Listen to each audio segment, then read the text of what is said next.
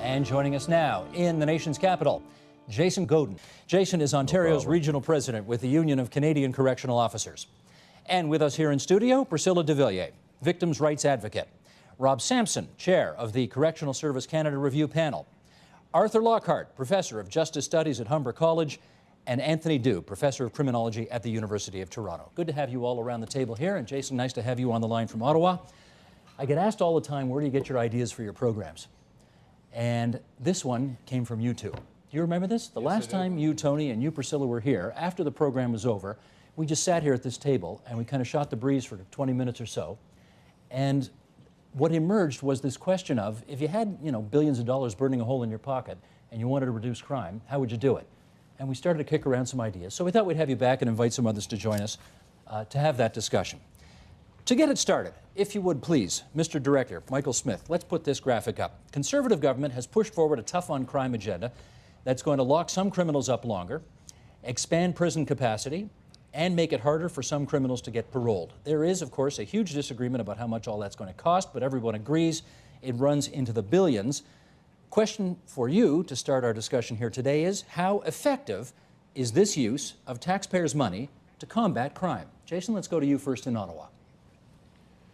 Well, I think we have to understand that the legislation that we're currently faced with was supported by all the parties. That being said, we don't have the capacity, cell capacity space to manage the legislation that was introduced and passed unanimously in the House of Commons. So clearly, we definitely need funds for infrastructure, but we also, as important as that, we also need funds for programs, work programs, and things like that, because we have to recognize that Canadians, first of all, want public safety, and to do that, we do need additional bed space. At the same time, they also want public safety from the perspective that when inmates are back onto the street, that they have gone through a rehabilitation process. Okay, Jason, hold it there. Hold that thought there. We want to make sure everybody gets a chance on this opening round here. Rob Sampson, you've got a couple of perspectives on this, both from your work at the federal panel, and then you're a former Ontario Correctional Services Minister. Right. So what do you think about the package that the Conservatives have put forward? Interestingly enough, not too dissimilar from what Jason just said. The thrust of the panel that I chaired that looked at the federal system said, look, we need to make sure that people who leave the system are ready to be reintegrated into the community. Otherwise, they'll come back again, they'll reoffend, and there'll be another victim and another cost to run that individual through the correctional system and the legal system, et cetera. So we need to make sure that we're doing a good job with the customers we already have, those in the institution, and making sure that we're doing the best to turn their lives around. It requires infrastructure changes, it requires changes in the nature of the programming, all of which was outlined in our report. Okay. Arthur, what would you say? The historian Ronald Wright once said that the more history repeats itself, the price keeps going up. And that seems to be happening again with the price to facilitate this idea of the crime bill that's in front of us now. And I wondered what if we didn't have any prisons, if that was our start point? And what would we do with people who get themselves into difficulty? So that really invites us to look at the notion of community, which maybe I'll speak to later. Okay, Priscilla, how effective is this expenditure of taxpayers' dollars to solve the crime issue? Speaking from the point of view of victims of crime, Justice Canada have got a report looking at costs to victims, costs of crime to victims that victims bear in 2008. And they're not complete because a lot of data wasn't available. More data is being collected. But at the end of the day, if you include the tangible and intangible costs of crime, it comes to just under $100 billion that are borne by the community, by the taxpayer, and by the victims. Victims themselves bear a huge amount of this cost. I can give you numbers, don't want to bore you. So let's start thinking of that. This has never really been put into the equation. This is really, from 2005, it's a first that these numbers are coming out. So when we're looking at whatever it is, 6.9 billion or whatever, in terms of penitentiaries, it's in relation to that. The second, if I understand your point, you're saying if the cost of crime is $100 billion and we choose as taxpayers to spend $6 to fight that, that's a fairly small investment to tackle a big problem. Absolutely, as a percentage of that amount. And the second thing is that as a victim of crime, and I've been advocating for victims of serious crime for 20 years now, one of the most heartrending parts of this whole thing is when it's by an offender who's been released on some type of release. In other words, has come out and reoffended very seriously. And so we have to look at what we need, and it seems to me that a lot of the prisons are very old. There was a riot at Joyceville 2 days ago. One's very critically ill, 3 more very injured.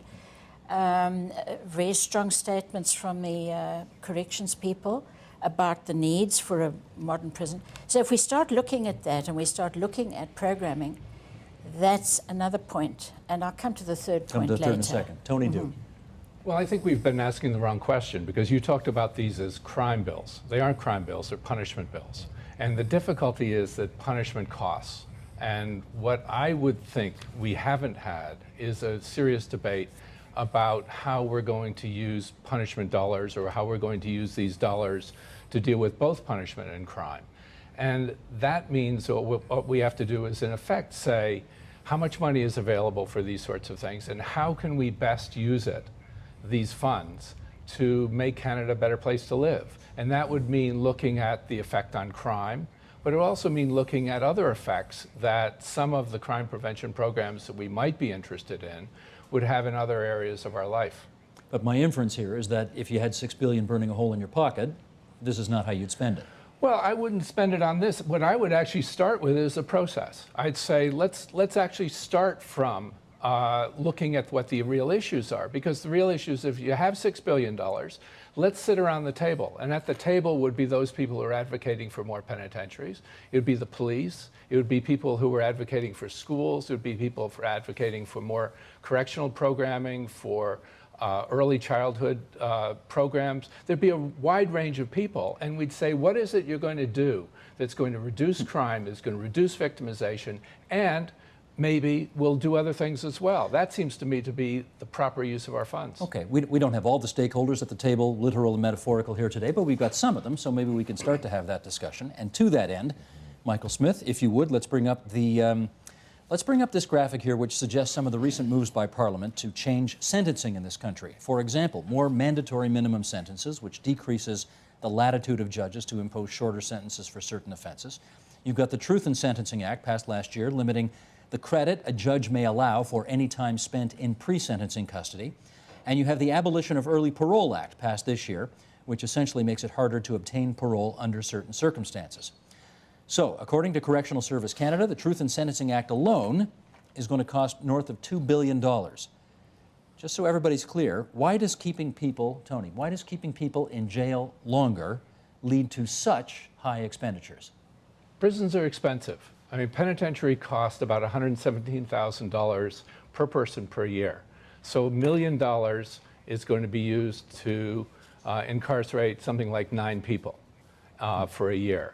And so it's not very difficult to get up to millions or billions of dollars with imprisonment. Is that because Jason's people are making so much money? No, it's because we try to run our penitentiaries as reasonable institutions where we don't just throw people in cells, and that necessarily means people. Jason, I was being facetious, of course, but why do you think it costs so much money? Well, I mean, the bottom line is we're in the business of correcting behavior. We're not in the business of punishing. Our goal is to correct behavior, and there's a significant cost to that. The system also sees a huge strain in terms of inmates who have mental health issues. This puts a tremendous burden on the system. So there's a number of things that contribute to the high cost of that. I mean, if we're going to provide programming to contribute to correcting the behavior of these individuals before they head back out on the street, there's a huge cost to that, and certainly that's the cost of keeping our community safe. It's the cost of ensuring that public safety is maintained, and that's what we believe that's what Canadians are interested in. Rob Sampson. Yeah, and Steve, to that point, I think your viewers need to understand that the vast majority of the people in the federal institution these days are barely literate. I think the number is 90% are below grade 10 literacy. 40% have some mental health challenge. the same number also have some addiction challenge. Whether those two are connected or not, I don't know. 50% tend to reoffend once they leave the institution. These individuals come into the institution with significant behavioral challenges that takes time to change. And so what you have to do is make sure the system's got them long enough, whether that's part in its institution and part through some sort of a community program, to correct them. Otherwise, we're going to have the same thing. We have a revolving door going on. I really do appreciate all that, and we are going to get to all those things as the discussion goes on. But I do want to know whether or not you can draw a direct line between people stay in prison longer, streets are safer. If the programs within the institution and without the institutions are created to try to change the behavior, and the individuals leave when they're ready to leave, not they leave because some arbitrary time has expired on the clock. Arthur is shaking his head. No. The idea of keeping somebody in prison longer in the conditions that the prisons are in is not going to make the community safer. We've heard about a couple of comments just now about reintegration, rehabilitation taking place in an institution. In fact, for many of these people, they've never known integration in the first place. They've never known habilitation in the first place. This idea of putting somebody in custody and saying, we're going to keep you in there longer because you have mental health issues or your poverty issues or education issues, the ideology that seems to pervade this is, we're going to get tough on crime. I'd rather think, wouldn't it be more wise to get tough on the reasons and the roots of crime? Poverty, racism, mental health issues, those are the things that we need to spend some time on. Priscilla, I'd be interested in your view on whether or not longer sentences equals safer streets. Well, for some offenders, absolutely. Corrections. One of the corrections stats I read was that 1 in 3 reoffend, and many people in the penitentiaries for long sentences, we're not talking about provincial corrections now, have committed incredibly serious crimes. And in fact, some of them have said themselves they can't be left alone in society. The other thing I'd like to say is that because of globalization and the internet and all the rest of it, we have some new crimes that are giving new weapons by organized crime and by people who suck the souls out of people for money, such as human trafficking, internet child exploitation, where they are raping babies online and you book your appointment to watch it. I mean, people like that, they weren't there in 2000. We have human trafficking rising. There's a case today.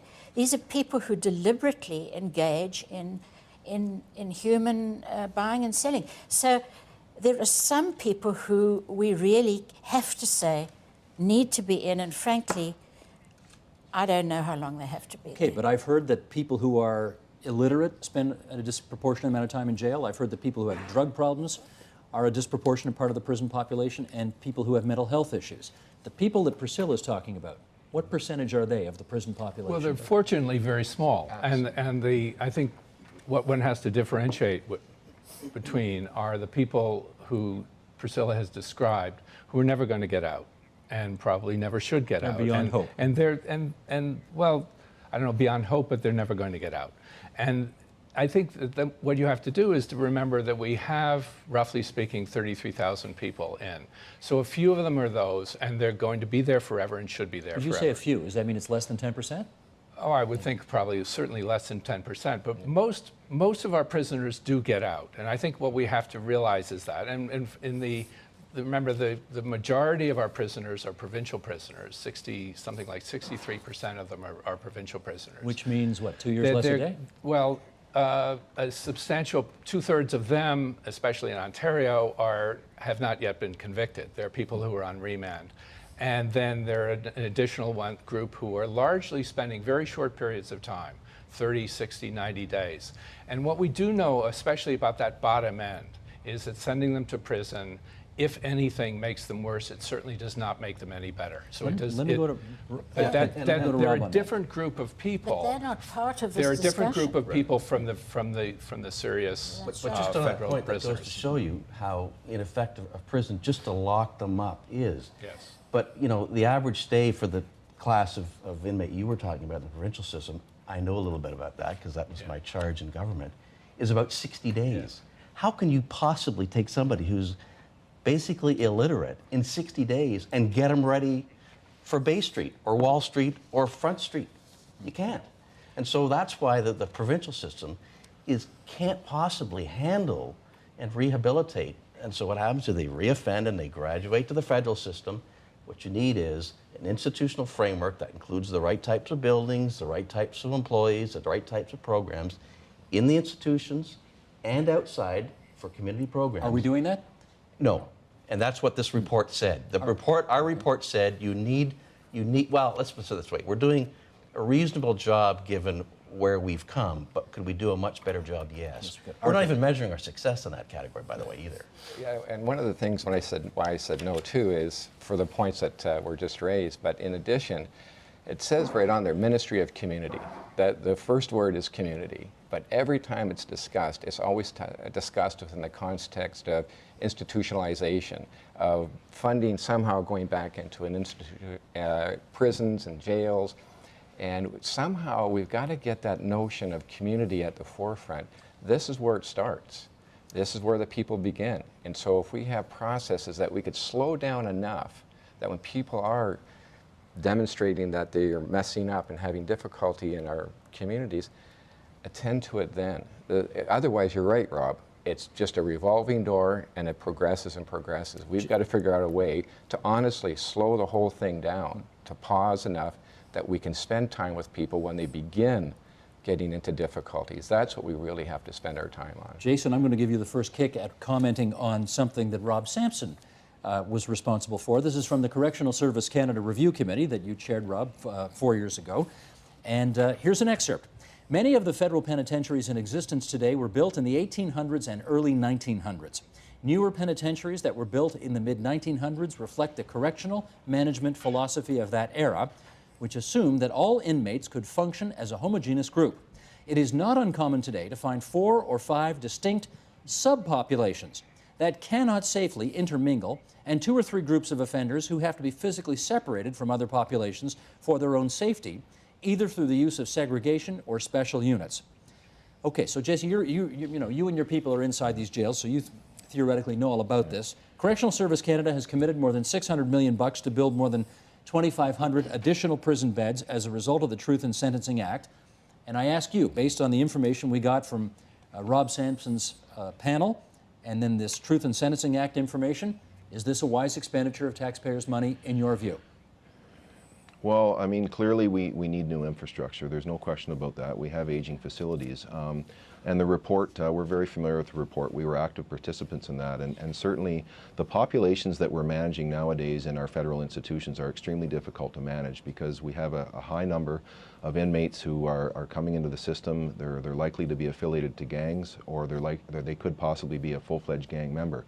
And we're seeing those numbers grow. So hence, yes, we do need specialized facilities that we can manage different populations. I mean, that's just the reality of our institutional setting. And currently, right now, we don't have that type of infrastructure to manage such a large variety of different gangs that we're getting into our institutions. So yes, it's definitely needed. And again, with the introduction of Bill C-25, certainly we're going to see an influx of inmates coming into our system. And we see this continually growing every day. And we're going to see more. So yes, is infrastructure needed? Yes, it's needed desperately. Okay, Rob, you've got to sit tight. Well, you've got to sit tight while everybody else comments on your work first, and then you get to respond to what everybody else says. Let's hear first from Arthur, then Priscilla on this. Again, too, about if we build a facility for people who are involved in gangs, and we say, okay, now we're going to incarcerate them, and we're going to be tough on the gang members.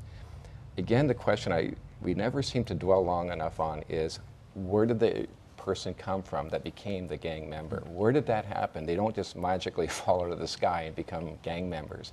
And I think it's somewhat misguided to say, well, if we put them in prison for a long period of time, that'll correct the problem. In fact, I've been in the But prison. I don't think that's what we're saying. I mean, obviously, we have to face the reality that we are going to receive, you know, gang members into our institutions, and the bottom line is eventually these individuals are. I mean, we totally agree with the fact that sure, any preventative measures that we can take in the community, you know, before these you know, young men or young women get into the system, sure. But we also have to face the reality that some of these people do get to our system, and the reality is that we've got to be able to manage those individuals and work at correcting their behavior before they get onto the street. You know, we're not big supporters of locking them up and throwing away the key either. So there has to be a combination of all things, and we have to face the reality that we are going to get these individuals into our federal institutions. Arthur, you want to follow up? Again, I understand that and I appreciate that wholeheartedly.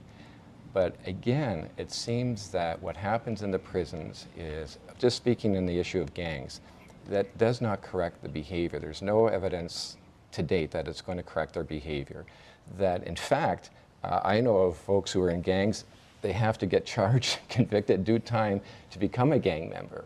So it's part of getting your chops, isn't part of getting your chops, and that's kind of a strange culture. It's a real big challenge. So what's the alternative then to putting them in jail? The idea of one of the things that we're working on right now is something called transformative community justice, where you bring people together, victims of the behavior, the people who are perpetrating the behavior, and you sit and you work in circles. Actually, entire communities can even engage in it. Does a victim want to sit in a circle with somebody who just... Believe it or not, yes. Really? And that gets us into a whole other myth about victims being somehow not strong enough to or want to participate in the process. Many victims say the system doesn't speak to their needs at all. I got to ask Priscilla about that.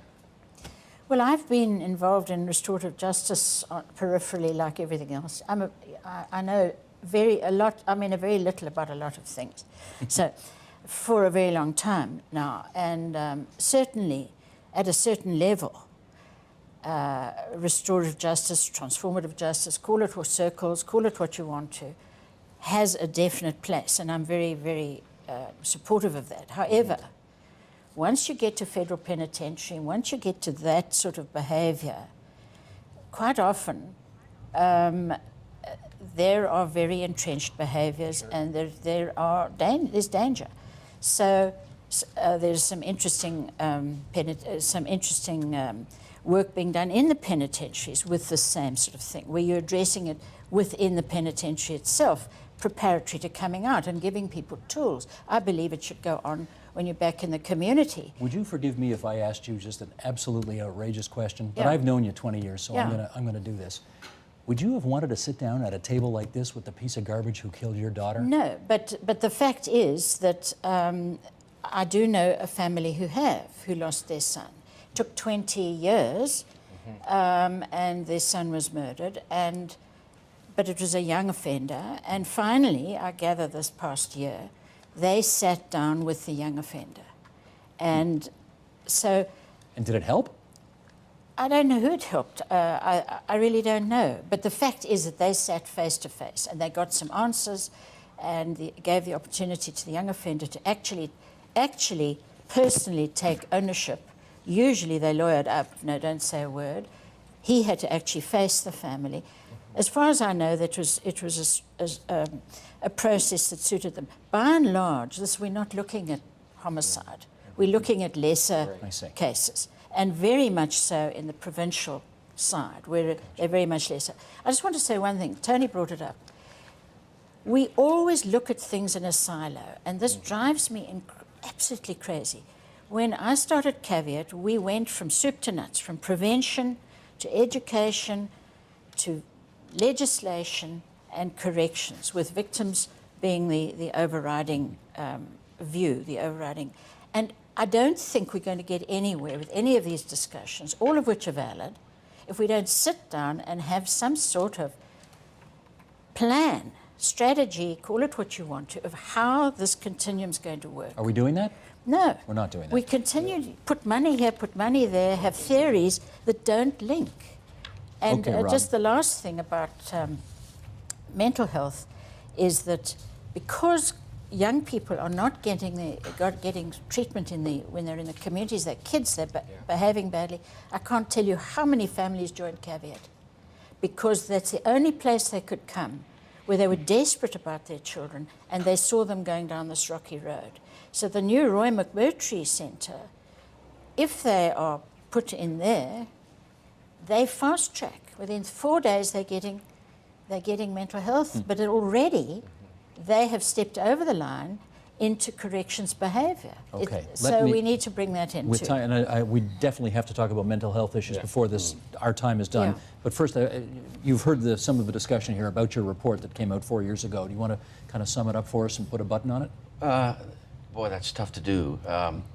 Let me talk about two things, if I can. Diversion, no question, there needs to be an important and an extensive diversion program, but we've got to deal with, as I said, the customers we already have, and try to make sure that they don't go back into the system and progress through the system like we're happening now. It's like a graduation class. So we've got to deal with some sort of a prevention, a diversion program. The challenge there, of course, is that there's jurisdictional issues. You got municipal level prevention involvement or diversion involvement, provincial level and federal level, and so all the jurisdictions need to get together and frankly, Steve, find a way to cooperate on this. It's probably not happening the way it should be. Why not? Just because it's, I don't want to you tell me what to do in my turf type thing. It's politics is a funny business, not ha-ha funny, but strange funny. So it's not happening the way it should be. And then there's always the argument about who has the money and where is the money going to come from. But there's no question that we've got to find a way to deal with the folks that are in our institutions now better. And frankly, the institutional people like Jason and his staff need time to be able to deal with these guys, not the average stay in the federal institution of just over 3 years.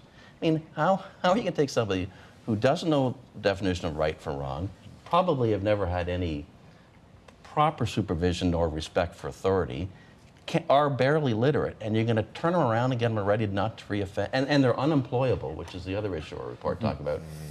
These guys are leaving with, they're just unemployable, not underemployed, So unemployable. The only option will be crime. Absolutely. The only thing they know is the sharp end of the knife, or the right end of a gun.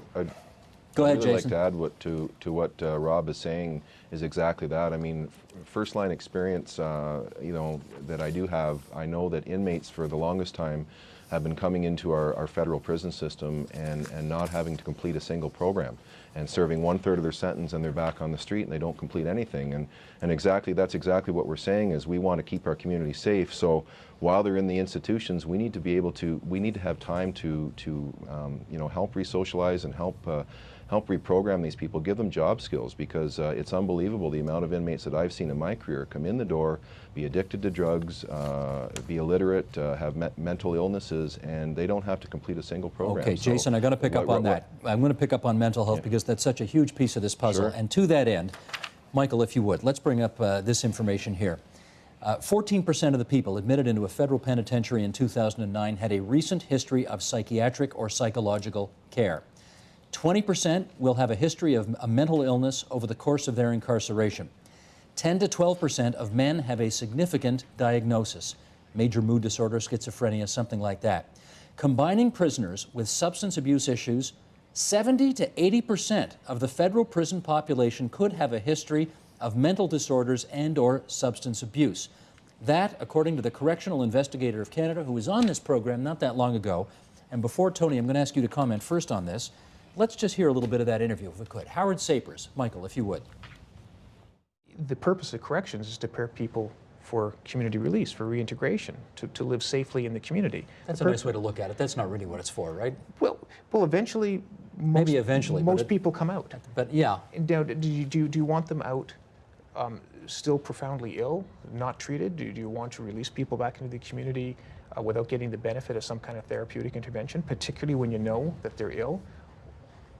I would argue that it actually is a good investment to provide that kind of therapeutic support and that kind of treatment while these people are in our control. Okay, Tony, is it remotely possible that people suffering from mental health issues can get the kind of treatment and appropriate care that they need inside of a prison?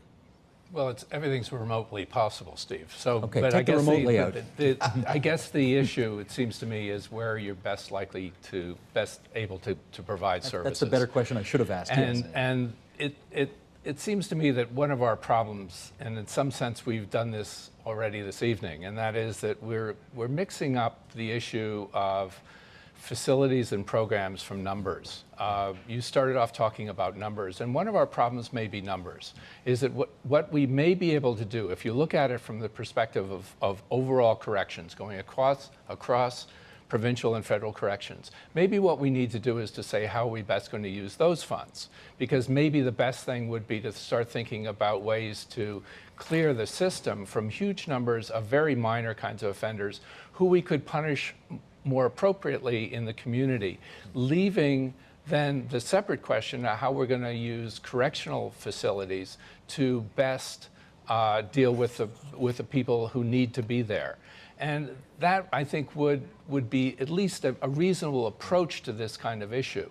Because clearly, as everybody has said around the table, when the person is there and they've gotten an appropriate sentence, what we have to do is to figure out how best to largely reintegrate them back into the community. Because the end of the sentence for most people, other than murderers, is going to happen. And then it's our responsibility to do whatever it is we can. If we clog the system with people who we could punish elsewhere, then of course we're not going to be able to do anything. But here's what I want to appropriate. know. If you're a schizophrenic and you've decided to go off your medicine for whatever particular reason, and you end up going out and offending, doing something ill-advised, is a prison the best place for you? Well, almost certainly not. But if the person You've has committed been a crime, been found criminally responsible, so if they've been found criminally responsible and they've done a serious thing, then I think in most people's theory of sentencing, which is that the sentence should largely reflect the seriousness of the harm that's done, we're going to put them in prison. Once we put them in prison and that person is going to get out, then we have a responsibility to the community to see that they get out in the most appropriate way. And just a second, one other part of that, and this is a very difficult part, may be to say that you're going to allow that person out before the end of their sentence in order to reintegrate them with controls and with support. How well are we doing as a system in dealing with people who have mental health issues? In some cases, a good job, and frankly, I think a lot of cases not as good a job as we should be doing. Part of the problem in corrections is, I remember the first day of my job in the provincial institution, I asked you to get these briefing binders, right, and get brought into the briefing room. And I start to brief you, and I said, no, I've got one question. My title says Minister of Corrections. How much correcting do we do? And I couldn't get a straight answer. We actually don't do a really good job in measuring our success, so we can throw tons of money at this, or none, and we'll have the same result unless we're trying to look for, we're trying to measure our success. So in mental health, what's the measurement of success in mental health? Some you might actually be able to treat so that people can behave normally, if I can use that word, in society. Some, your best objective, success, would be to stabilize them so that they can be released under a real strict supervision in the community.